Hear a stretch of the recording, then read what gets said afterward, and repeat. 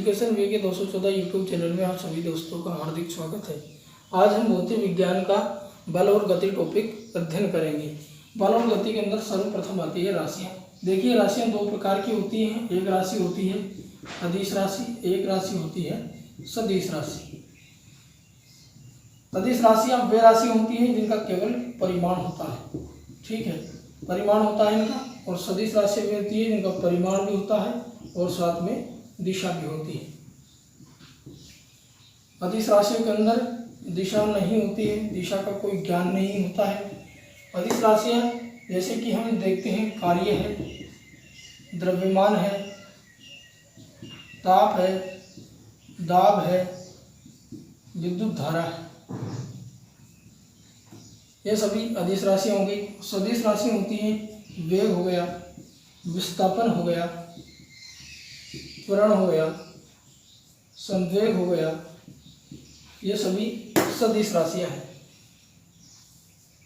अदिश राशियाँ जिनमें केवल परिमाण है, दिशा नहीं है। हम किसी कार्य को करते हैं तो उसका केवल परिमाण होता है, उसकी कोई दिशा नहीं होती।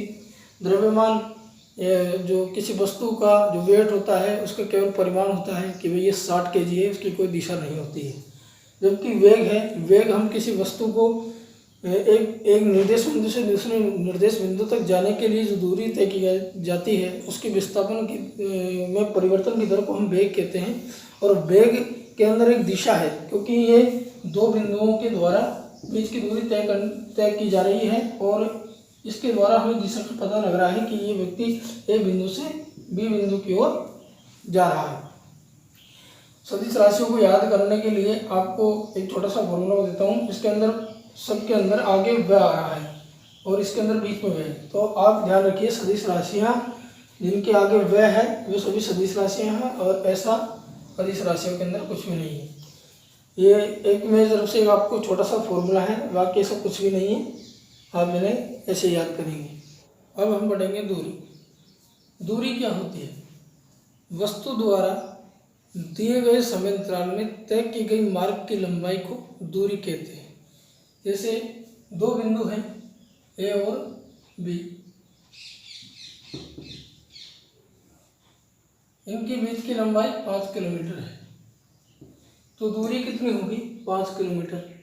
और ये इसे तय करनी है 25 मिनट में। 25 मिनट में 5 किलोमीटर की दूरी तय करनी है। तो दिए गए समय अंतराल में किसी वस्तु द्वारा तय की गई पथ की लंबाई को या दूरी को, पथ की लंबाई को दूरी कहते हैं, ठीक है। दूरी क्या होती है? दूरी एक अदिश राशि है, अदिश राशि है और ये हमेशा धनात्मक होती है। इसका SI मात्रक होता है मीटर, ठीक है।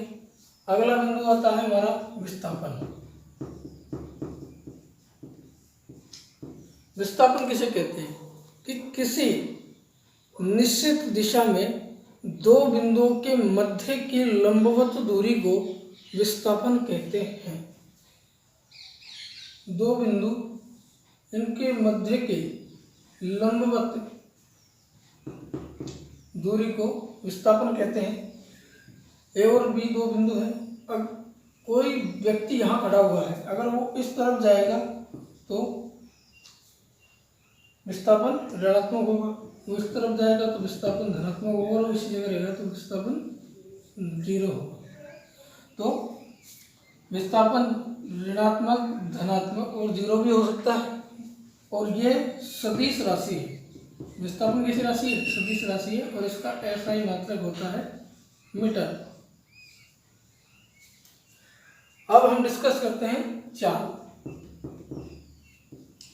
चाल क्या होती है? किसी वस्तु द्वारा प्रति सेकंड तय की गई दूरी को चाल कहते हैं। ए से बी 5 किलोमीटर की दूरी तय की जा रही है 25 मिनट में।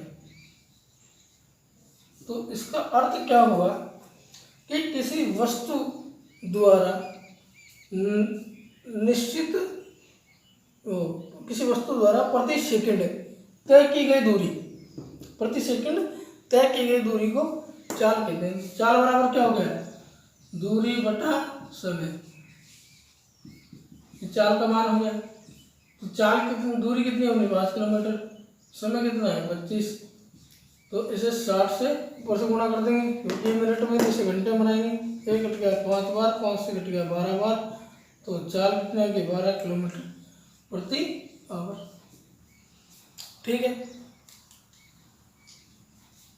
अब हम अगला टॉपिक देख रहे हैं अपना, वो होगा वेग।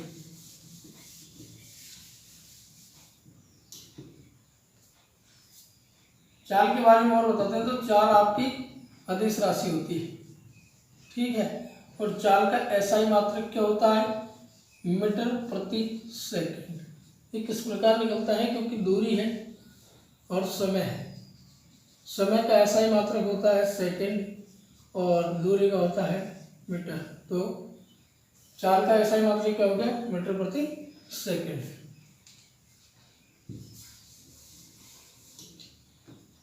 अब हम देखते हैं वेग। वेग क्या होता है, विस्थापन में परिवर्तन की दर, विस्थापन में परिवर्तन की दर को वेग कहते हैं। और दूसरी भाषा में अगर हम देखें तो किसी निश्चित दिशा में वस्तु द्वारा प्रति सेकंड तय की गई दूरी को वेग कहते हैं। वेग ए और बी बिंदु है, एक वस्तु है जो इस ए बिंदु से बी बिंदु की तरफ जा रही है, एक निश्चित दिशा है इसके अंदर, और ये प्रति सेकंड, 1 सेकंड में अगर ये 2 मीटर की दूरी तय करती है तो ये इसका क्या हो गया, वेग। तो निश्चित दिशा में प्रति सेकंड तय की गई दूरी को वेग कहते हैं। वेग सदिश राशि है और वेग का एसआई मात्रक होता है मीटर प्रति सेकंड। आप सभी के एसआई मात्रक जरूर ध्यान रखिए। अगर आपको एसआई मात्रक और मूल मात्रकों के बारे में जानकारी नहीं है तो हमारी नीचे डिस्क्रिप्शन में मैंने लिंक दे रखा है वीडियो का, आप जाके वीडियो देख सकते हैं। मूल मात्रक आप वहीं से पढ़ सकते हैं। अर्थ होता है वेग में परिवर्तन की दर को त्वरण कहते हैं, यानी ये वेग है, वेग में परिवर्तन हो रहा है, और वेग में जब परिवर्तन होता है तो परिवर्तन हमेशा समय के सापेक्ष होता है, और वेग में जब परिवर्तन होगा तो उसे त्वरण कहते हैं। देखिए, त्वरण धनात्मक जब होता है, जब वेग बढ़ता है, वेग जब बढ़ेगा तो त्वरण धनात्मक होगा, और जब वेग घटेगा तो त्वरण ऋणात्मक होगा। ऋणात्मक त्वरण को मंदन के नाम से जाना जाता है। त्वरण एक सदिश राशि है। त्वरण कैसी राशि है, सदिश राशि है। और त्वरण का जो एसआई मात्रक होता है, त्वरण का जो एसआई मात्रक होता है, जो वेग बटा समय के हिसाब से लिया जाता है, तो वेग का होता है मीटर प्रति सेकंड। तो आप जानते हैं इसके द्वारा समय आ गया तो एक और सेकंड से इसे गुणा कर देंगे तो ये हो जाएगा मीटर प्रति सेकंड स्क्वायर, मीटर प्रति सेकंड स्क्वायर। तो त्वरण का वेग में परिवर्तन की दर को त्वरण कहते हैं। त्वरण समय के सापेक्ष होता है, परिवर्तन जो भी होता है वो समय के सापेक्ष होता है। ये इंपॉर्टेंट क्वेश्चन है कि ऋणात्मक त्वरण को मंदन के नाम से जाना जाता है। अब देखते हैं संवेग के बारे में। संवेग क्या होता है, किसी वस्तु के द्रव्यमान तथा उसके वेग के गुणनफल को संवेग कहते हैं। जैसे कि तो संवेग का मान क्या हो गया, संवेग को अगर हम p से व्यक्त करें तो द्रव्यमान गुणा वेग, तो m इंटू वी, तो p बराबर क्या हो गया, p बराबर हो गया m। ठीक है, तो द्रव्यमान और वेग दोनों आ गए। तो संवेग कैसी राशि है, सदिश राशि है। संवेग सदिश राशि है। दूसरी चीज, इसका एसआई मात्रक क्या होता है, इसका एसआई मात्रक देखते हैं। एसआई मात्रक द्रव्यमान है तो द्रव्यमान का क्या हो गया किलो, और वेग है, वेग का क्या हो गया मीटर प्रति सेकंड। तो इसका एसआई मात्रक हो गया किलोग्राम मीटर प्रति सेकंड। ठीक है, अब हम जानेंगे गति के नियमों के बारे में। तो गति के नियम किसने दिए थे? गति के नियम भौतिकी के पिता सर आइजैक न्यूटन ने 1687 में अपनी प्रसिद्ध पुस्तक प्रिंसिपिया के अंदर प्रतिपादित किए थे। तो गति का प्रथम नियम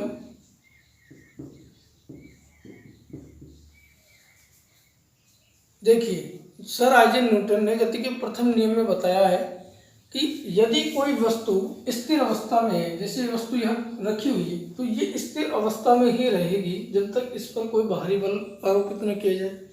या कोई वस्तु एक समान गति से चल रही है, तो ये एक समान गति से ही चलती रहेगी जब तक कि इस पर कोई बाहरी बल आरोपित न किया जाए। अगर हम ये जो वस्तु रखी हुई है ये स्थिर अवस्था में है, तो इसको अगर धक्का मारेंगे तो आगे की ओर जाएगी, तो ये अपनी स्थिति चेंज करेगी। और इसी प्रकार अगर कोई वस्तु एक सरल रेखा में चल रही है और इसमें से मैं फोर्स मारूंगा तो ये एकदम से आगे की ओर बढ़ेगी। तो यही गति का प्रथम नियम है कि किसी वस्तु की स्थिति में परिवर्तन होना गति के प्रथम नियम को दर्शाता है। गति के प्रथम नियम को जड़त्व का नियम भी कहते हैं, ठीक है। इसे गैलीलियो का नियम भी कहते हैं। और इस गति के प्रथम नियम द्वारा हमें बल की परिभाषा प्राप्त होती है। तो बल किसे कहते हैं? बल का अर्थ ही क्या हुआ? बल का अर्थ हुआ धक्का देना, धक्का मारना। बल का अर्थ धक्का मारना हुआ, क्योंकि कोई वस्तु अगर स्थिर अवस्था में है तो उसे धक्का मार रहे हैं, यानी उसमें बल लगा रहे हैं, फोर्स लगा रहे हैं, तो आगे की ओर बढ़ रही है, तो उसकी स्थिति में परिवर्तन किया जा रहा है, अर्थात उसमें जड़त्व का नियम लग रहा है। इसे गति का प्रथम नियम कहते हैं। इसके उदाहरण देखते हैं। जैसे कि हम ट्रेन में यात्रा करते हैं, तो जब ट्रेन रुक जाती है और रुककर स्टेशन से दोबारा रवाना होती है, तो जिसमें बैठे हुए यात्री हैं पीछे की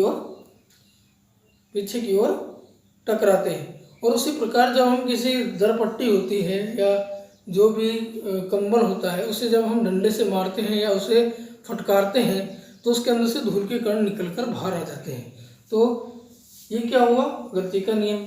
यदि कोई बॉल फुटबॉल होती है, जो अगर फुटबॉल मैदान में स्थिर रखी हुई है और जब उस पर लात मारी जाती है, उसे किक की जाती है, तो वो एक स्पीड से दूरी तय करती है। ये क्या हुआ? गति का प्रथम नियम। अब जानते हैं हम गति के दूसरे नियम पर, गति का द्वितीय नियम।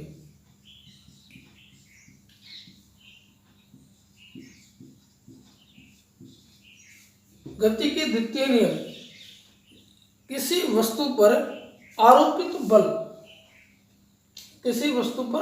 बल उसके द्रव्यमान तथा त्वरण के गुणनफल के बराबर होता है। किसी वस्तु पर आरोपित बल उस वस्तु के द्रव्यमान तथा उस वस्तु के त्वरण के गुणनफल के बराबर होता है।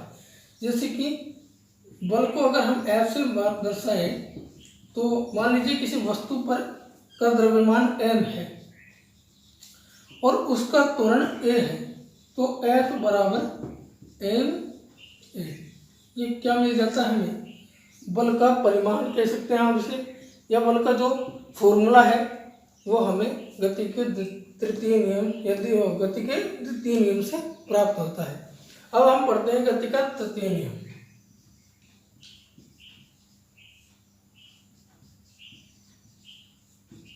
गति का तृतीय नियम क्या कहता है कि किसी वस्तु के ऊपर की गई क्रिया वह बदले में हमें प्रतिक्रिया प्रदान करती है। इसे क्रिया प्रतिक्रिया का नियम भी कहा जाता है। क्या कहते हैं इसे? क्रिया प्रतिक्रिया का नियम।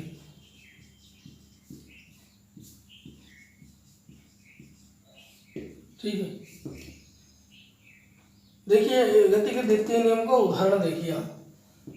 इस गति के द्वितीय नियम का उदाहरण नहीं बताया मैंने। गति का द्वितीय नियम उदाहरण, जैसे हम क्रिकेट खेलते हैं और क्रिकेट बॉल जब हवा में उछलती है और जब उसे कैच करते हैं तो हमारे हाथ पीछे की ओर आते हैं, तो यानी फोर्स वस्तु गेंद के द्रव्यमान और उसके जो त्वरण वेग में परिवर्तन हो रहा है उसका जो त्वरण है वो हमें उसी दिशा की ओर आकर्षित कर रहा है, यानी पीछे की ओर धक्का मार रहा है। तो ये गति का द्वितीय नियम है। गति के तृतीय नियम को क्रिया प्रतिक्रिया का नियम भी कहते हैं। जैसे कि इसके उदाहरण समझिए, हम जब नाव में सवारी करते हैं तो जो उसका नाविक होता है वो चाकू से पानी को पीछे की ओर काटता है।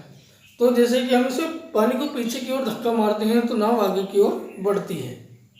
इसी प्रकार जब हम पानी में तैरते हैं तो हम पानी को पीछे की ओर धकेलते हैं ताकि हम आगे की ओर बढ़ सकें। दूसरा उदाहरण है इसका, जैसे कि रॉकेट जो होता है, जेट विमान जो होते हैं उनके अंदर नीचे हाइड्रोजन के सिलेंडर लगे होते हैं। तो जब हाइड्रोजन के, जैसे कि रॉकेट है इसके अंदर हाइड्रोजन का सिलेंडर लगा हुआ है, ये इस समय धरती पर है, पृथ्वी पर मौजूद है। जब इस सिलेंडर को ब्लास्ट किया जाता है या इसकी ऊर्जा का निर्वहन किया जाता है तो ये ऊपर की ओर बढ़ता है। तो क्या हुआ, जब ये ब्लास्ट हुआ तो ये नीचे की ओर फोर्स मारेगा, तो ये ऊपर की ओर तेजी से बढ़ता है। उसी प्रकार जब हम बंदूक से गोली चलाते हैं तो बंदूक से गोली चलाने पर गोली आगे की ओर निकलती है, लेकिन जो धक्का है वो कंधे पर पीछे की ओर लगता है। इसे हम क्या कहते हैं, क्रिया प्रतिक्रिया का नियम। अब हम इस सेशन के अंदर देखते हैं। हमने गति के बारे में जाना, अब हम जानते हैं बल के बारे में। बल क्या होता है?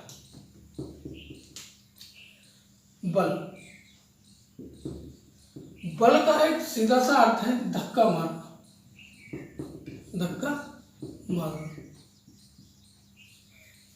बल एक सदिश राशि है, ठीक है। बल का ऐसा ही मात्रक क्या होता है, न्यूटन होता है। अगर आप मात्रकों के बारे में नहीं जानते हैं तो मैंने नीचे डिस्क्रिप्शन में मात्रकों के मूल मात्रक और राशियों का लिंक दे रखा है, उस वीडियो को जाकर आप देख लीजिए, आपको सारी मात्रक समझ में आ जाएंगी। देखिए, जैसे कि कोई वस्तु इस स्थान पर रखी हुई है और एक व्यक्ति है जो इसे फोर्स मार रहा है, धक्का मार रहा है। यदि यह व्यक्ति इसे धक्का ना मारे तो ये अपने स्थान पर ही रहेगी, यानी ये ए बिंदु पर ही रहेगी और ये जगह अगर बी बिंदु हो तो अगर ये स्थिर अवस्था में है तो ये स्थिर अवस्था में रहेगी जब तक ये व्यक्ति इसको धक्का नहीं मारेगा, यानी इस पर फोर्स लगाएगा तो ये आगे की ओर बढ़ेगी। तो इसमें वस्तु का जो द्रव्यमान है वो काम करेगा, और जब इसे धक्का दिया जा रहा है तो इस पर वेग काम करेगा, ठीक है। तो वेग में परिवर्तन होगा। जब इसे धक्का दिया जाएगा तो एकदम से धक्का मारा जाएगा तो ये वस्तु यहाँ से यहाँ आ जाएगी, ठीक है। तो इसमें वेग के अंदर परिवर्तन होगा। तो वेग में परिवर्तन को क्या कहते हैं, त्वरण। तो वेग में परिवर्तन होगा और द्रव्यमान में परिवर्तन होगा, तो दोनों का गुणनफल किसके बराबर हो जाएगा, बल के बराबर हो जाएगा, यानी F बराबर m है। तो बल बराबर होता है द्रव्यमान इंटू त्वरण। अब देखिए, अगर कोई वस्तु एक समान चाल से चल रही है, जैसा कि गति के प्रथम नियम के अनुसार होता है, क्योंकि बल की परिभाषा गति के प्रथम नियम से ही संबंधित है और बल का जो फॉर्मूला है वो गति के द्वितीय नियम से संबंधित है। अगर कोई वस्तु यहाँ पर कोई कार है, वो बड़े ही आराम से एक समान चाल से चल रही है और जैसे कि ये 5 किलोमीटर पर आवर की स्पीड से चल रही है, ये इसी स्पीड से चलती नहीं रहेगी जब तक कि इस पर कोई बाहरी बल आरोपित ना हो। जैसे कि हम इस पर बाहरी बल आरोपित करेंगे तो ये आगे की ओर बढ़ जाएगी। अब जानते हैं बल के प्रकार। देखिए, बल 4 प्रकार के होते हैं, अभिकेंद्रीय बल, प्रबल बल, क्षीण बल और गुरुत्वाकर्षण बल। देखिए, प्रबल बल, क्षीण बल, अभिकेंद्रीय बल और गुरुत्वाकर्षण बल।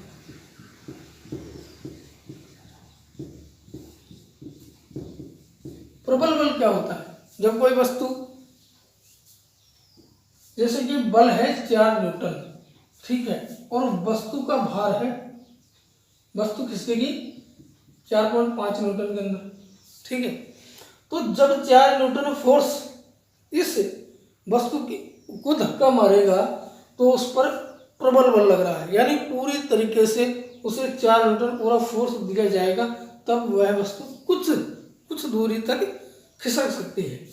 उसी प्रकार होता है क्षीण बल, जैसे कि ये वस्तु 2 न्यूटन बल से ही खिसक जाएगी, लेकिन इस पर 5 न्यूटन बल अगर आरोपित कर दिया जाए तो ये वस्तु आराम से खिसकती हुई चली जाएगी।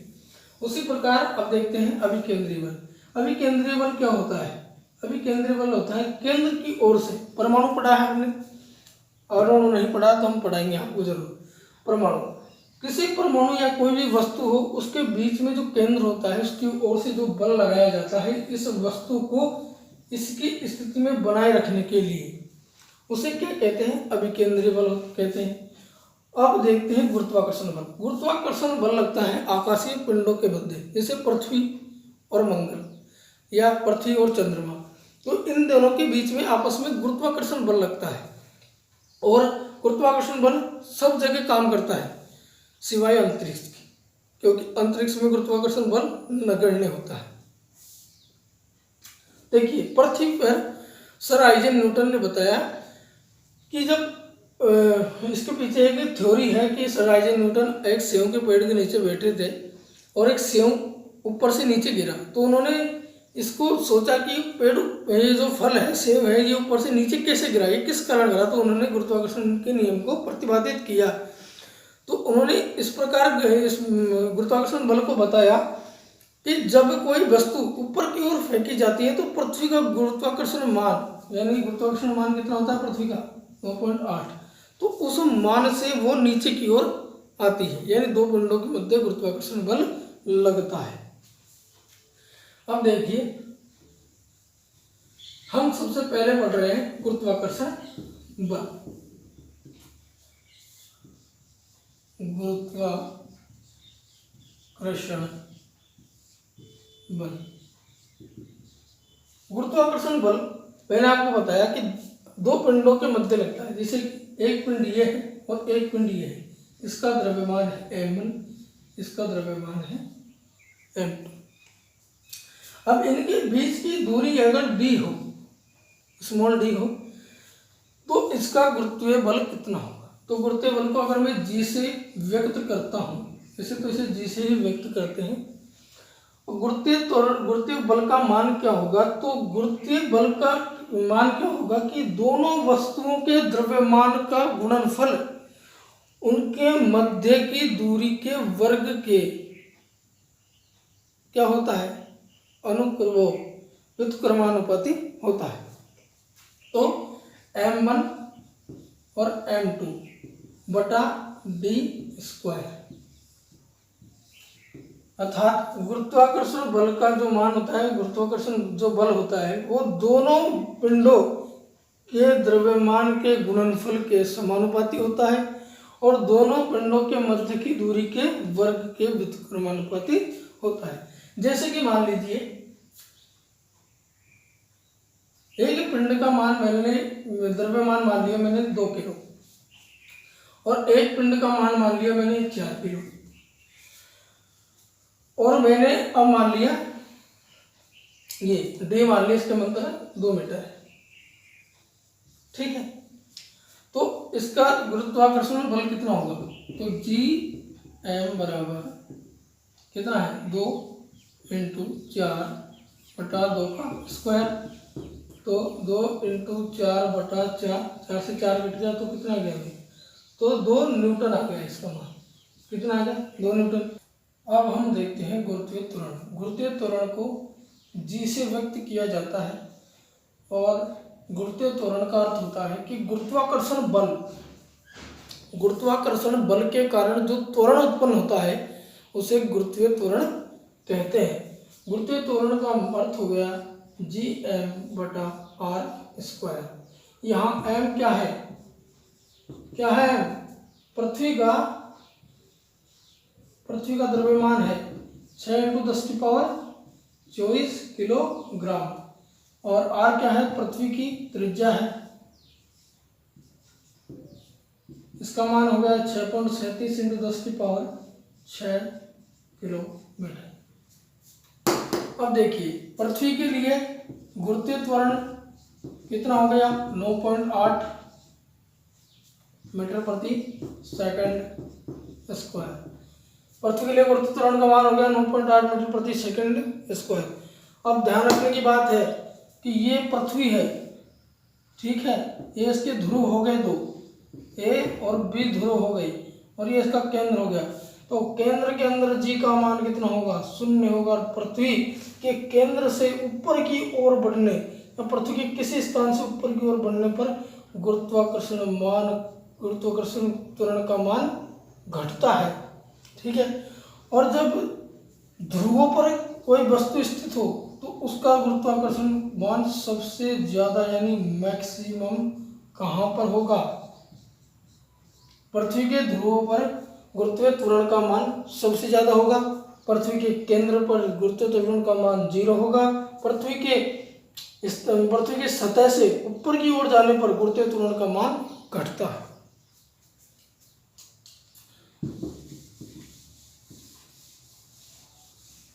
अब देखते हैं भार के लिए भी यही प्रक्रिया है कि पृथ्वी का जो केंद्र है, केंद्र पर पृथ्वी के केंद्र पर भार का मान होगा 0 और ध्रुवों पर मैक्सिमम होगा। यानी किसी वस्तु का भार अगर 15 kg है, ठीक है, वस्तु का भार अगर केंद्र पर तो 0 है, अगर पृथ्वी का भार किसी स्थान पर 15 kg है तो ध्रुवों पर सबसे ज्यादा इसकी मैक्सिमम वैल्यू होगी उस स्थान पर। अब देखते हैं हम अभिकेंद्रीय बल। अभिकेंद्रीय बल के बारे में मैंने आपको बताया कि पृथ्वी के केंद्र के, जैसे कि पृथ्वी के केंद्र है, तो इस पृथ्वी के केंद्र से जो बल लग रहा है इस पृथ्वी की पूरे परिमाप के ऊपर, यानी पूरी बाहरी सतह के ऊपर, बाहरी सतह से लेकर आंतरिक सतह के अंदर जो बल लग रहा है उसे अभिकेंद्रीय बल कहते हैं। ये पूरी पृथ्वी को एक सूत्र में बांधे रखता है। अब देखिए, यदि किसी वस्तु को हमें पृथ्वी से अंतरिक्ष की ओर फेंकना हो, जैसे ये पृथ्वी है और ये अंतरिक्ष है, तो यदि मैं किसी वस्तु को इस पृथ्वी की सतह से ऊपर की ओर फेंकूं तो मुझे कितने वेग की आवश्यकता होगी कि जो वस्तु है वो वस्तु पृथ्वी के गुरुत्वाकर्षण क्षेत्र से बाहर चली जाए, यानी अंतरिक्ष में चली जाए। तो इस वेग को पलायन वेग के नाम से जानते हैं। किस नाम से जानते हैं? पलायन वेग के नाम से जानते हैं। और पृथ्वी के लिए पलायन वेग का मान कितना होता है? 11.2 किलोमीटर प्रति सेकंड, यानी एक सेकंड के अंदर 11.2 किलोमीटर प्रति 11.2 किलोमीटर। अगर एक सेकंड के अंदर किसी वस्तु का चाल है वो इतनी स्पीड से ऊपर की ओर जा रही है कि 11.2 किलोमीटर प्रति सेकंड के हिसाब से वो अंतरिक्ष की ओर जाती है, तो पलायन वेग पृथ्वी के पलायन वेग से बाहर निकल जाएगी, यानी पृथ्वी के गुरुत्वाकर्षण के जो क्षेत्र है उससे बाहर निकल जाएगी। देखिए, चंद्रमा होता है, चंद्रमा पर चंद्रमा पर जो गुरुत्वीय त्वरण है उसका मान पृथ्वी के गुरुत्वाकर्षण मान का 1/6 गुना होता है। ठीक है, तो कैसी लगी आपको क्लास? अगर क्लास अच्छी लगी हो तो वीडियो को लाइक कीजिए, चैनल को सब्सक्राइब कीजिए और इसी तरह की वीडियो देखने के लिए हमारे चैनल पर जुड़े रहिए। धन्यवाद। Good morning. जय हिंद।